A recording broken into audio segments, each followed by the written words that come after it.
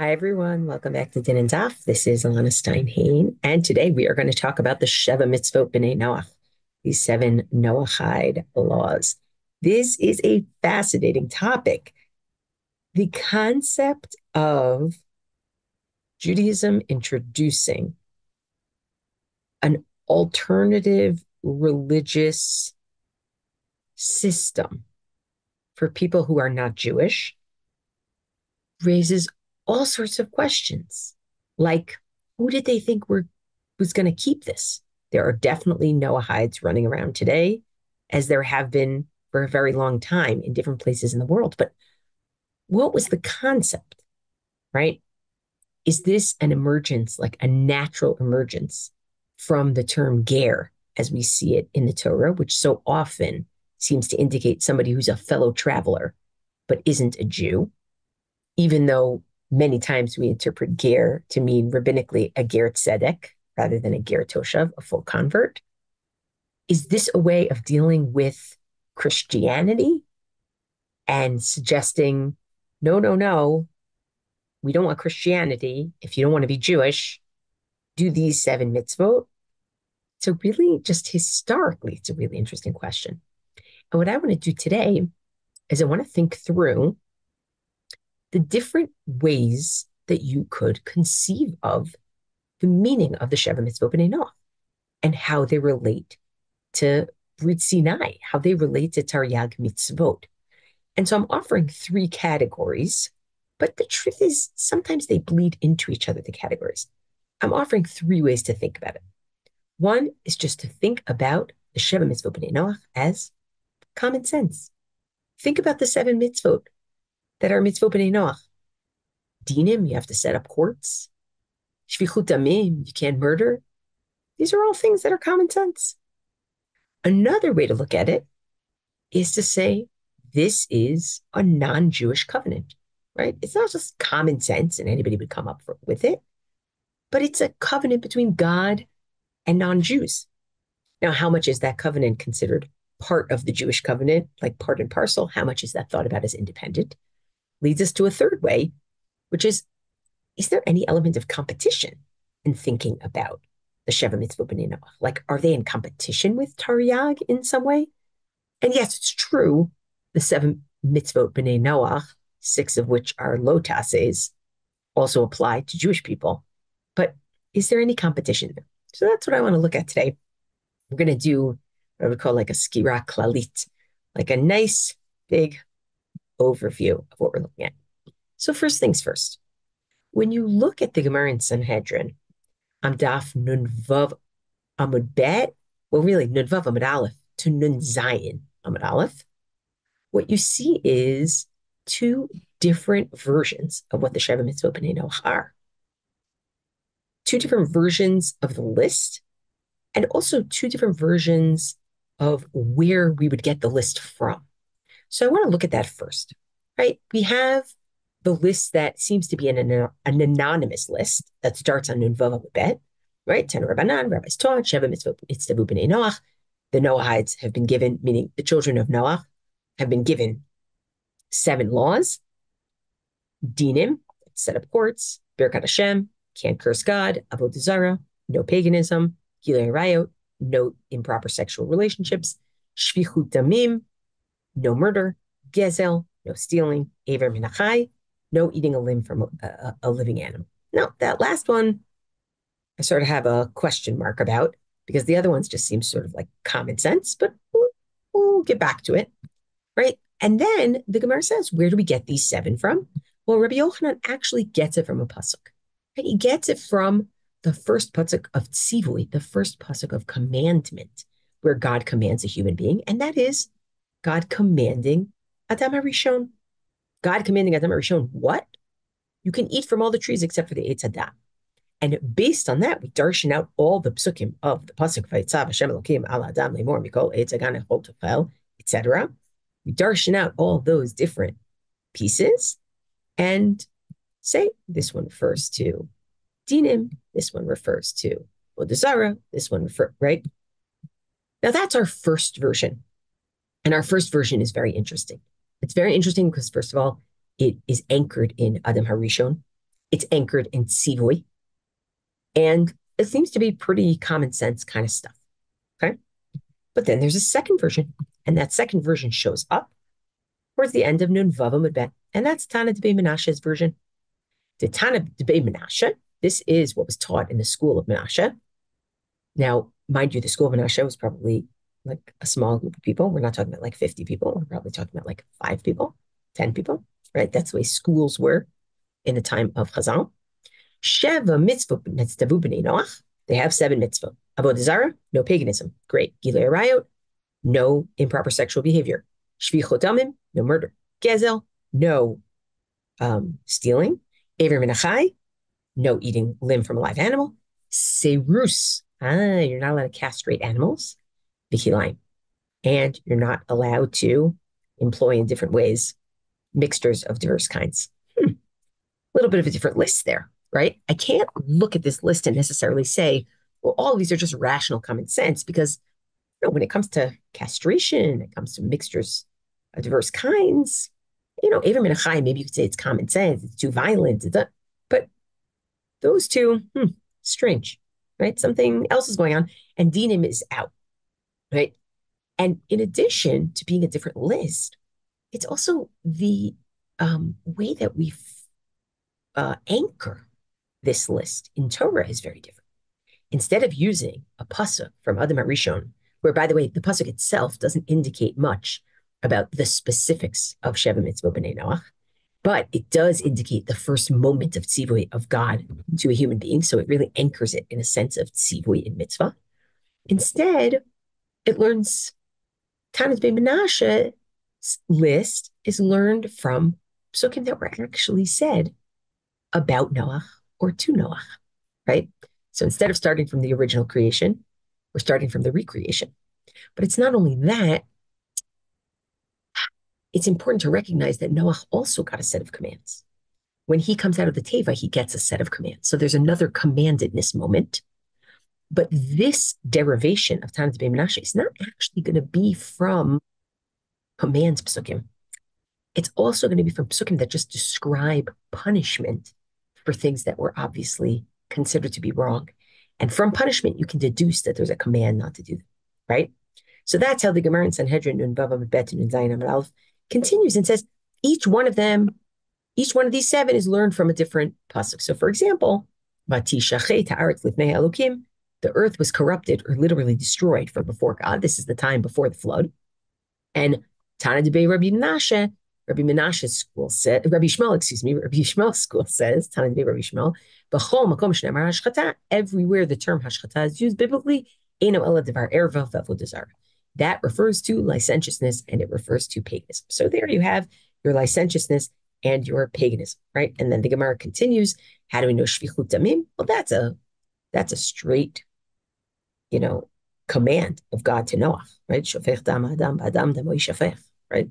Very simple, right? What about Gezel? What about stealing? Okay, we can get that from God saying to Noah, you are allowed to eat animals, and it's going to be like Yerek Esav. So what does that mean?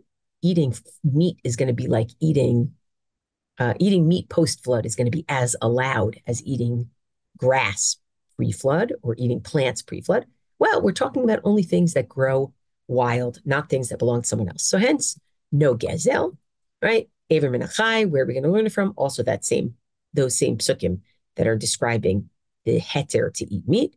And what about these last two, serus, right? What about these last two, castration and kilayim? So castration, it's interesting. The Gemara takes it from God's bracha, seemingly, to like a secondary creation, God's bracha that is also a tzivui. I want you to go shirtzu ba'aretz revuba, right? With Adam, it was a bracha that you're going to have peruvu. And here it seems to be more of a command, like go retake, but maybe command and bracha in both. But nonetheless, it seems to me it has to be in a way that reproduction can happen, right? And kilayim also describing actually how Noach brought them onto the teva, that he brings them liminehu, that they can't be mixed minim. Okay? Very, very different derivation, right? One's from Adam, one's from Noach.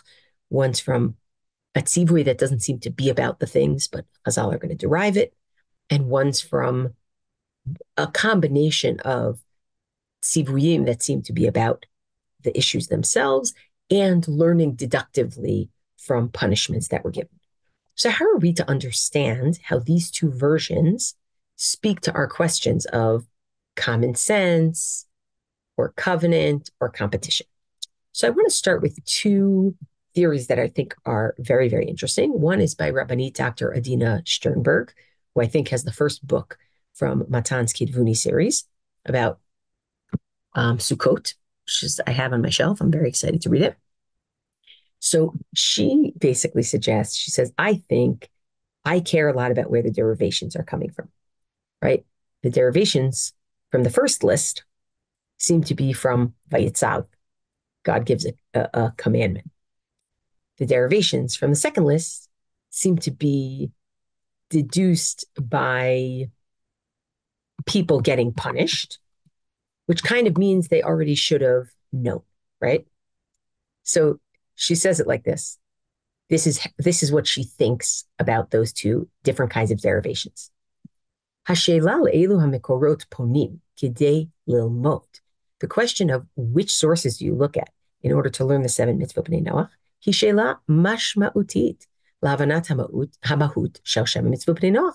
It's a very important question to understand the character of the seven mitzvot b'nei Noach, v'shel ha'olam ha'musari bichlal, and our moral universe in general. V'lachein hi netuna b'machloket, and this is why there is a machloket about it. Hechel mimei ha'gemara, from the time of the Gemara, v'derech chachmei kol hadurot, and throughout the generations. Hamachloket mishakefet she'ela rechava yoter. The machloket represents the following bigger question: Ha'im efshar lahagia lahavana u'mechuyavut misarit rak derech tzivui eloki mefurash? Do you need an explicit revelatory commandment from God in order to be morally obligated? Right? Or maybe there are things where you can actually get them from your own mind, your own rationality. Should have known. So that's what she suggests. She looks at the fact that the first version is from a pasuk Vayitzav, and the second version includes things that are Noach's generation was punished, even if they didn't get a straight tzivui, but they should have known better. And says maybe what we're looking at is the question of whether it's a tzivui or it's something that comes from your rational mind. Now, I think this is very interesting because on the one hand, where you derive it from, do you derive it from a pasuk that's indicating tzivui, tzivui, tzivui, but doesn't really tell you the substance? Or do you derive it from people getting punished for doing these bad things? Yes, on the one hand, that does indicate one is a more revelation version, revelation inspired version, and the other one is supposed to be a common sense version. But the irony is, if you look at the list that we derive from Vayitzav Hashem Elokim al Adam is a much more common sense list. Dinim, right? And the list that includes Serus and Kilayim is a much less intuitive list. So I think she's on to something. And in fact, I think this is the big machlok that's happened throughout time, even about the first list of the Sheva Mitzvot B'nai Noach, which is derived from a pasuk that's about tzivui, but seems to be itself just common sense related. That's actually a machloket that's been going for a very long time. Should we even look at, forget the second, the Tanit B'nai Menashe version, the first version of the Sheva Mitzvot B'nai Noach, that looks like common sense, but it's derived from a pasuk. Is that supposed to indicate to us that what we're looking at here is what we would call positive law, meaning the legal system is only because God told you, right? Because the law says it. Or are we looking at a system that's about common sense and what we would call natural law, right? So it's interesting. She connects it to the two different versions, but I think even within the first version itself, you have this question. We'll get back to that later. Second thing I wanted to show you that I thought was just brilliant is Dr. Devorah Steinmetz, an academic. She pointed out that the second list of Tanit B'nai Menashe, it's a very strange list. Like, it's a very surprising list. Why is it getting rid of dinim? And why is it bringing in Serus and Kilayim? And so she suggests the following, and I just think it's worth thinking about. What the Bavli seems to be saying is this. For Tanit B'nai Menashe, Prohibited acts are those acts that run counter to the way the world was created. Such acts uncreate the world. They are destructive acts that bring destruction to the world, that undo the work of creation. It's noteworthy that the very next pasuk, after the two psukim cited by the Bavli as the source of the prohibition against sexual misconduct, right? Ki shchit kol basaret kol aretz, right? That the land ended up being nishchita, also includes the word destroys. God said to Noah, the end of all flesh has come before me, and behold, I shall destroy them with the earth. God's words to Noah appear that the biblical narrator has already described the destruction of the world in the verses that the Bavli brings as the source for Tana Devei Menashe's prohibition of sexual misconduct. The earth was already destroyed before God. How was it destroyed? By sexual misconduct and by uh, avodah zarah, right? Meaning, the point is, it's these things are acts that destroy the way that the world was created. And it's very fascinating because then you look at Serus and Kilayim and you say to yourself, oh, of course, castration and crossbreeding also runs counter to the way the world was created, right? It's not liminehu. It doesn't produce natural kinds. Now, this has all sorts of implications for the question of, science and what are we allowed to do and how far should we go. But suffice it to say, I think she gives a very reasonable explanation for the second list, the Tana Devei Menashe list.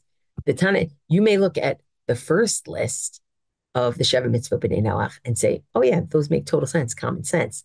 When you look at the second list of Tana Devei Menashe, she says Tana Devei Menashe's list focuses on Noach because the people in Noach's time destroyed the world. They uncreated the world, and therefore God uncreated the world. And so what are B'nai Noach supposed to learn from this? How you're supposed to not destroy the world. And these are the ways that you don't destroy the world. Follow these 7, right? And some of these mean we don't want you to prevent the proper reproduction of animals. And some of them are, we don't want you to commit murder, right?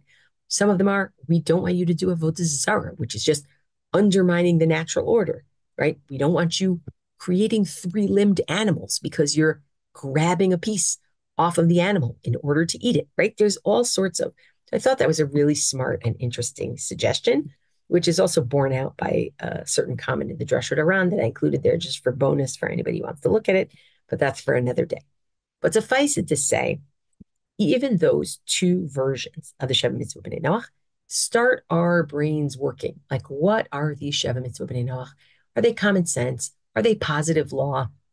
Are they about not undoing creation, right? And I actually am so excited to quote my husband here, Rabbi Yon Hain, who wrote a great paper called The Torah and the Nations of the World and the Noahide Commandments, Dual Midrashic Legacies, where he writes, and I think this is so succinct and so helpful, and it will be helpful for us right now, which is commentators and scholars have debated if the Noahide Commandments represent a Jewish natural law being totally rational. Anybody could figure it out. This is like inscribed in the DNA of the universe, Kilo. Is it a separate Gentile covenant, right? Which would not just be natural law, right? It would be positive law. It would be law that God gives to people. It's not just a rational thing that anybody could figure out. Its authority is from the fact that God commands it. Or 3, are they a subsidiary of the Jewish covenant, which is also, it has its authority because God commands it. So I want to look at all of these, and then I want to add the question of competition. So let's talk about common sense or natural law. So first of all, anybody who learned our shir last week on Rabbi Yishmael and Rabbi Akiva, we quoted the famous Midrash Halacha on the difference between Chukim and Mishpatim. Chukim, we don't understand. Mishpatim, we would have written them ourselves, Kilo. Obviously, when you look at the list that was in that Midrash, what did the list have in there? The list had, you're not allowed to steal, you're not allowed to commit licentiousness, you're not allowed to be a pagan, you're not allowed to do paganism, you're not allowed to curse God, you're not allowed to murder. Doesn't that sound like the list that we basically look at as the Sheva Mitzvah B'nai Noach list? It's missing dinim, it's missing Aver Menachai. Okay, but what we're looking at is common sense, right? And that's exactly how Rav Bachya Ibn Pekuda says it. He says, look, what B'nai Noach get is they get the mitzvot sichliot, they get the mitzvot that are rational, that you can understand. What the Jewish people get are we get the mitzvot shimiot. I should say we get the mitzvot shimiot as well. We get the ones where revelation is the only way that you understand it. Right now, for Rabbeinu Bachya, that is actually an honor, right? That's an intimacy for us, right? The rest of the world gets rationality.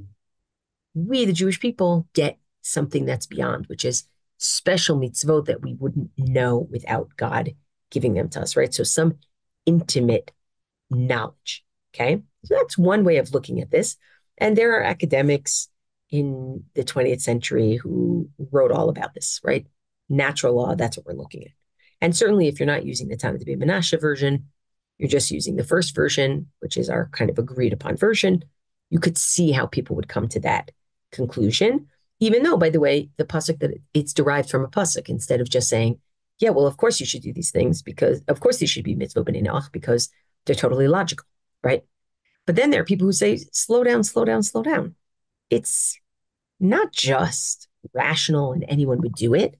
We have a pasuk that's being used here, a pasuk of tzivui that's being used. That indicates covenant.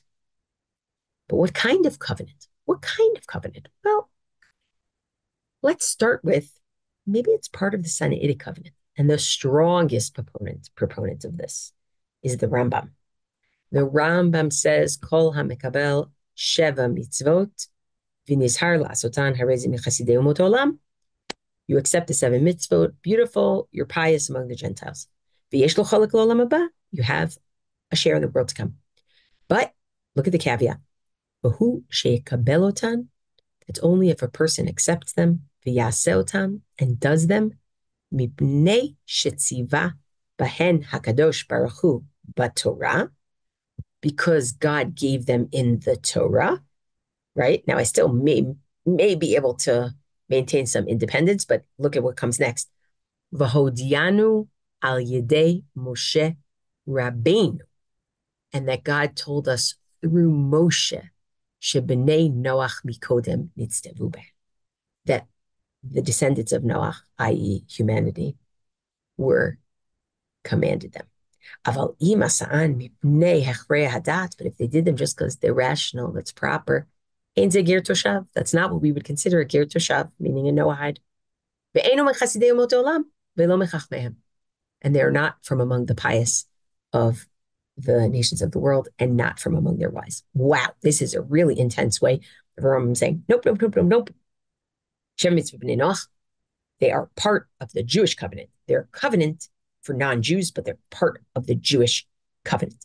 And in fact, you see all of these interesting different midrashim in different places that suggest that like it's almost like the Torah is like a snowball effect, right? And the Sheva Mitzvah B'nai Noach might be the beginning of the making of that snowball. But then we have what we would say, Bichlal Matayim Maneh, right? Within 200, you have 100, meaning within the 613, within our Jewish covenant, you have a B'nai Noach covenant, right?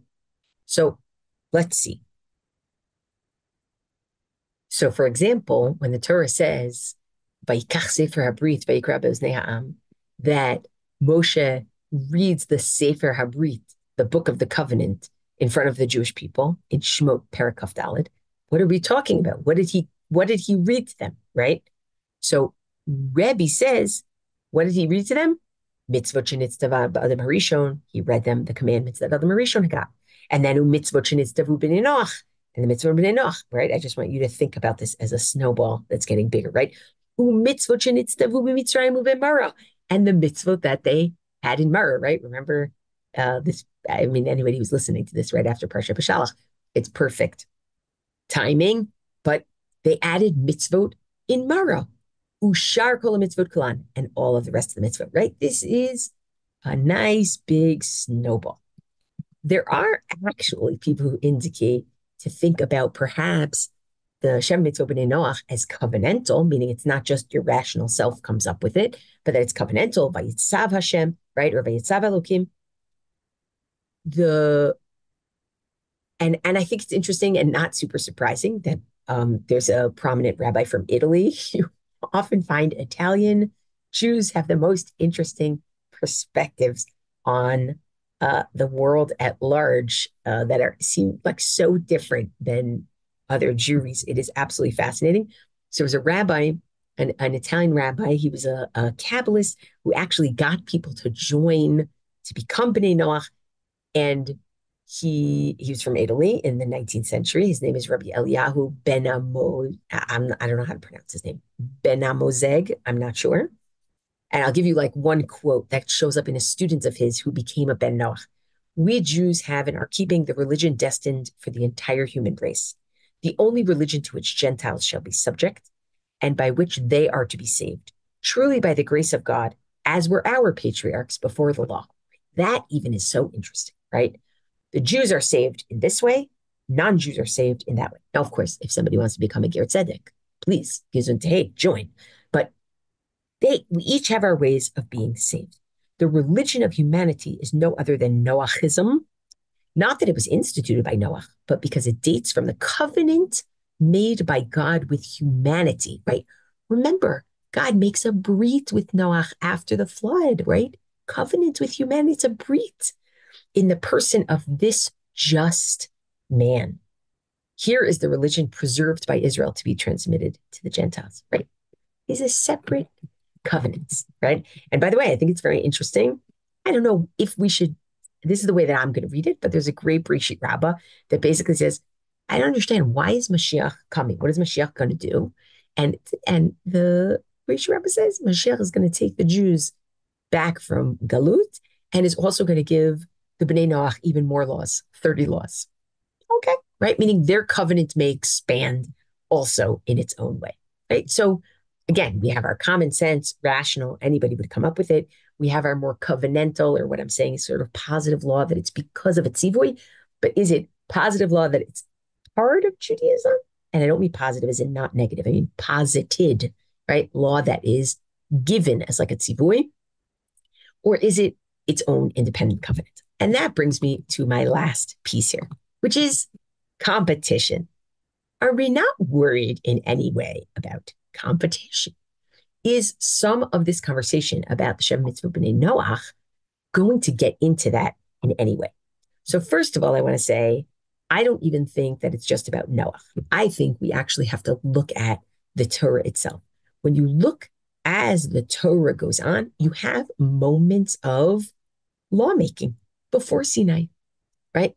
However, Chazal are it's very significant for Chazal to say Sinai has to be a special pivotal point that is different than anything came before. So here's a gorgeous psik of Rav Kahana, using the pasuk from Mishlei from Eshet Chayil, Rabot Banot Asu Chayil Va'at Alit Al Kulana, right? Many women have done great things, but you are the greatest. And so Rav Yudan Bar Simon says, let me tell you what this means. Adam Arishon got 6 mitzvot, and then Noah got Aver Minachai because he was allowed to eat meat. And then Avraham got Brit Milah, and Yitzchak got Brit Milah at 8 days, and Yaakov got Gid Hanashe, and Yehuda learned about Yibum with Tamar. But you Jewish people, B'Sinai Nitzdavat Taryag Mitzvot. You got 613 mitzvot, right? So it's not just a matter of, is there competition between other versions of law? It's actually trying to say Sinai has to mark something, that Brit Sinai has to mark something special and different and moving. But I do think that as you continue to learn this Gemara of, all the way from Nun Vav to Nun Tet, what you are going to see are certain moments where the question of competition really does come up. So I want to see, for example, the fact is that the Gemara in Sanhedrin on Nun Cherem Bet has v'amar Reish Lakish nochri shavat chayav mita. A non-Jew who observes Shabbat has to, it gets the death penalty, or I shouldn't say that, not death gets the death penalty, is obligated to death, right?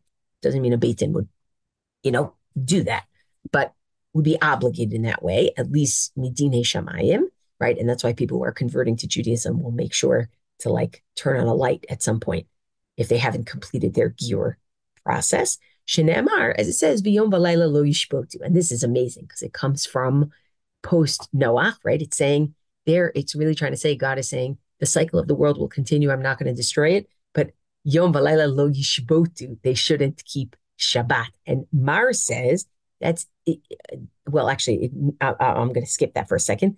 Ravina says, Afilu sheni b'Shabbat, even if they choose a Monday and decide to make it Shabbat. Now, I look at this and I say to myself, yeah, actually, this is complicated because we want to give people two versions. It's either you're going to be a Ben Noach, which would make you a Ger Toshav, and then you have your rules and only your rules, or you're going to be a Ger Tzedek, you're going to be a Jew, and you're going to have our rules. What we don't want is, can you just do the stuff without being Jewish and still not only stick to the seven mitzvot b'nei Noach? Question mark, right? And this point about even making Monday into a Shabbos. I mean, Judaism and Christianity, you start to see some of the parallels, and that's a that's competition. I don't mean that in any petty sense. I mean that in a very real sense, right? This is not trying to open the door to some kind of syncretistic version of Judaism, right? You also have the machloket on Sanhedrin Nunten Aleph as to whether a non-Jew, can learn Torah or be osik b'Torah, engage in Torah studies. And you have a really intense machloket here, right? Rabbi Yochanan says, Goy shosek b'Torah chayav mita. A non-Jew who engages in Torah is, obligated, at least midine shamayim, to death. And then the Gemara says, yeah, but what about Rabbi Meir, who says, what about a non-Jew? Rabbi Meir says a non-Jew who engages in Torah study is like the Kohen Gadol. So, help me out here. Are we thinking about Judaism as, this is universal and other people should use it? Are we thinking about it as something that has to be totally separate? And the Gemara here resolves it in a way that is not necessarily replicated elsewhere and says, there's just studying Sheva Mitzvah B'nai Noach. But here I think it really does bring up a number of different questions. And what I want to end with is just how different what Chazal do is from what Hellenistic Judaism looked like. And I mean religious Hellenistic Judaism, like the Philo version. The Hellenistic Judaism, you saw a strand that was trying to say, oh, no, Shabbos should be for everyone. Shabbos has internal value and beauty, and it should be for everyone, right? Almost trying to show how all the mitzvot are things that make the world better and make life better, and everyone should participate in them. Chazal are going in a different direction. They're basically saying, wait. There are different covenants here, or perhaps there's rational and then covenantal, but we actually want to be very careful about not mixing these different threads. So I hope this has given you food for thought on Sheva Mitzvot B'nai Noach. Looking forward to learning together next time.